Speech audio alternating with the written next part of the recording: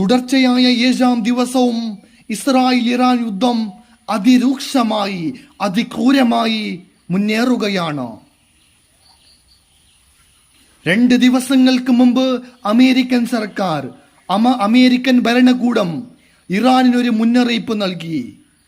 നിങ്ങൾ യുദ്ധം അവസാനിപ്പിക്കണം, നിങ്ങൾ ഈ യുദ്ധം അവസാനിപ്പിക്കണം, ഇല്ലാത്ത പക്ഷം ഇറാനിനെതിരെയും ഇറാൻ ഭരണാധികാരിയെയും ഇറാനിനെയും ഞങ്ങൾ ഇല്ലാതാക്കുമെന്ന് 2 ദിവസങ്ങൾക്ക് മുമ്പാണ് അമേരിക്ക ഇറാനിന് ഒരു മുന്നറിയിപ്പ് നൽകി ഭീഷണി നൽകിയെങ്കിൽ ഇന്നലെ രാത്രി ഇസ്രായേലിലേക്ക് ഇറാൻ അതിദൂരം സഞ്ചരിക്കുന്ന മിസൈൽ വിട്ടു.